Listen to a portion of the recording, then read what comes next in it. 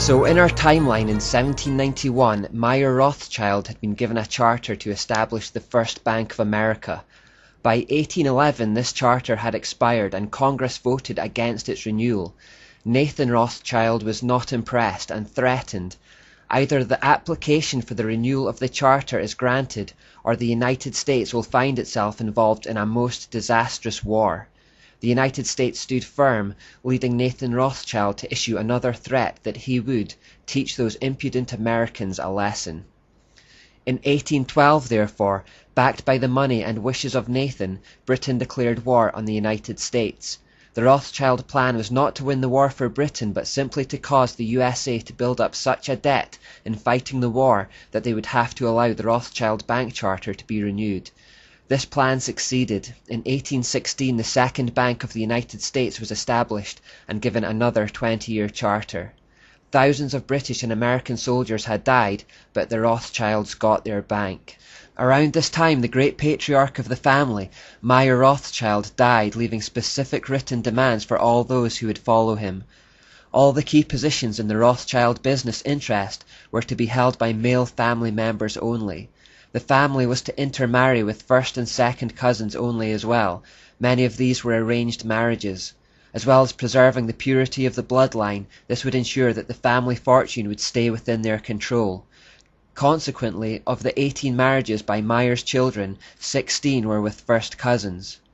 Also, no public inventory of his estate was ever to be published. People were never to know just how wealthy and just how far-reaching their influence was becoming. The British war on America had proven very profitable, and so the Rothschilds repeated the trick by manipulating the Napoleonic Wars for their own ends. Nathan funded the Duke of Wellington through the Bank of England, while his brother James, who had been sent to Paris to start a central bank there, used their money to fund Napoleon. This war again generated massive risk-free debt for the Rothschilds. During the war, they also saw an opportunity to set up an unrivaled postal and courier service, who were to be allowed through both French and English blockades. It was these couriers who kept Nathan up to date with events, so that he could use that intelligence to manipulate the stock exchange. So good were these couriers that the news from the Battle of Waterloo was delivered to Nathan Rothschild a full 24 hours before Wellington's own courier. Being a day ahead of the curve, Nathan played a clever trick. At that time British bonds were called consols, and upon hearing Britain had won the war, Nathan began selling all his consols. This made the other traders believe the British had lost the war, and in a frantic panic they started selling too. The effect of this was that the consols plummeted in value. Nathan then discreetly told all his workers to start buying up the consols they could lay their hands on. When news came through that the British had in fact won the war the next day, the value of the consols skyrocketed, giving Nathan a 20-to-1 return on his investment. Feeling rather pleased with himself at this stage, Nathan made this famous statement: "I care not what puppet is placed on the throne of England to rule the empire on which the sun never sets. The man who controls Britain's money supply controls the British Empire, and I control the British money supply." He went on to brag that in the 17 years he had been in England, he had turned the £20,000 given to him by his father into £50 million, which is a huge sum by today's standards, let alone theirs. So powerful were the Rothschilds at this juncture that they used their control of the Bank of England to change the whole monetary system. Instead of shipping gold from country to country to pay for goods and services, which was costly and risky, they simply held the gold in their secure banks across the world and instead issued paper debits and credits. Now people only had to hand over a piece of official paper which was backed by the gold held in secure locations. This is the origin of paper money that we have today. The past century had clearly been very profitable for the family. In fact, it became known as the Age of the Rothschilds, and it was by this point that some estimated them to own over half the world's wealth. These wars were also achieving gradual synthesis by the Hegelian principle. In 1814 the Congress of Vienna was called to settle the issues arising from the Napoleonic Wars, Vienna being the place where Salomon Rothschild had been posted. So out of the war of two sides, an attempt at synthesis was made. This became a model for the League of Nations and the United Nations, which would follow a century later after World Wars I and II respectively. The Vienna Congress was intended to create a blueprint for how a world government might be achieved. As many of the European countries were now in massive debt to the Rothschilds' bank because of these wars, they could use this as a bargaining tool. However, the Congress of Vienna was scuppered by Tsar Alexander in Russia, who did not yet have a central Rothschild-owned bank. Enraged by this, Nathan Rothschild swore to exact revenge on the Tsar's descendants. In 1817, the French took out massive loans to rebuild the country after the war. Rothschild agents then bought up vast amounts of French government bonds, causing their value to increase. On November the 5th, 1818, they dumped them all in the open market, causing their values to plummet and France to go into a financial panic. The Rothschild then stepped in to take control of the French money supply. In 1821, Kalman Rothschild was sent to Italy to do business with the Vatican and the Pope. By 1823, they had taken over the financial operations of the Catholic Church worldwide. In 1827, Sir Walter Scott published his works on the life of Napoleon. In Volume 2 of the 9-volume set, he confirmed the French Revolution was planned by the Illuminati and that it was financed by the money changers of Europe, that being the Rothschilds. In 1832 in America, President Andrew Jackson ran the campaign for his second term in office under the slogan, "Jackson and no bank." This was in reference to his desire to take control of the American money system away from the Rothschild central bank and instead create a financial system that benefited the people. A year later, he stayed true to his word and started removing all deposits from their banks. This caused the Rothschild to panic and they contracted the money supply, causing a depression. Jackson knew what was going on and echoed Jesus' words when he declared, "You are a den of thieves and vipers, and I intend to rout you out, and by the eternal God I will rout you out." On January 30th, 1835, a hired assassin tried to shoot President Jackson, but miraculously both his pistols misfired. President Jackson later claimed he knew the Rothschilds were behind the assassination attempt. The assassin himself, Richard Lawrence, later bragged that powerful people in Europe had hired him and promised to protect him if caught.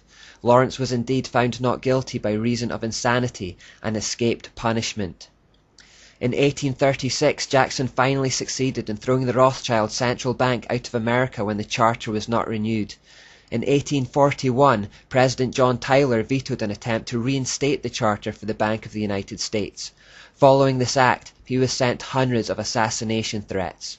Benjamin Disraeli, future British Prime Minister, described Nathan Rothschild at this time as the lord and master of the money markets of the world and, of course, virtually lord and master of everything else. He literally held the revenues of southern Italy in pawn, and monarchs and ministers of all countries courted his advice and were guided by his suggestions. Disraeli also referenced these infamous occultists when he said, "The world is run by people very different to those that most people are aware of." In 1845, President Jackson died, but before his death he was asked what his greatest achievement was. His reply, "I killed the bank." In 1846, Meyer Rothschild's wife said nonchalantly from her deathbed that, "If my sons did not want wars, there would be none." In 1850, James Rothschild of France was said to be worth 600 million francs, 150 million francs more than all the other bankers of France put together.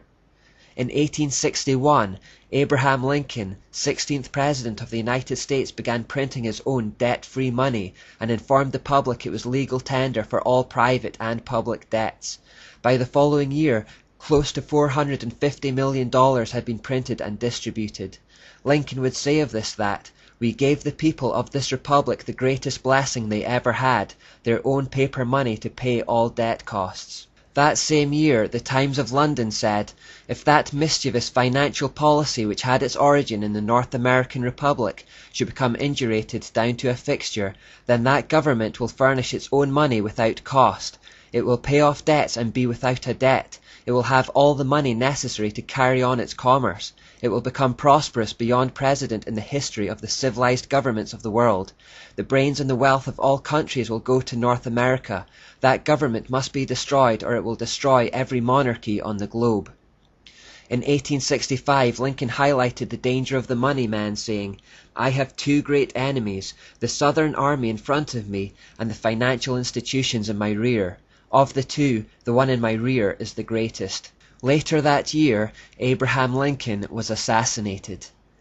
Following a brief period of training in the Rothschild London Bank, a man called Jacob Schiff, a Rothschild born in their house in Frankfurt, was sent to the United States with the task to regain control of the United States through a central bank.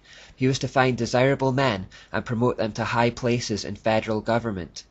In 1875, Jacob Schiff took control of the major banking house, Kuhn Loeb & Co., and formed associations with the other major bankers in the United States. In 1881, American President Garfield hinted at the way the Rothschilds manipulated the money market, saying, "Whoever controls the volume of money in our country is absolute master of all industry and commerce. And when you realize the entire system is very easily controlled, one way or another, by a few powerful men at the top, you will not have to be told how periods of inflation and depression originate." In 1891, the British Labour leader made these statements regarding the Rothschilds.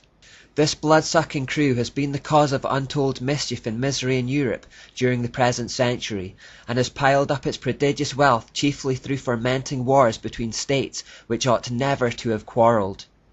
Whenever there is trouble in Europe, wherever rumours of war circulate and men's minds are distraught with fear of change and calamity, you may be sure that a hook-nosed Rothschild is at his game somewhere near the region of the disturbance." Comments like these worried the Rothschilds, and towards the end of the century they bought the Reuters news agency to gain some control of the media, that is, the information flows. Reuters became a central source of news that supplied individual outlets around the world with news it wanted to be known.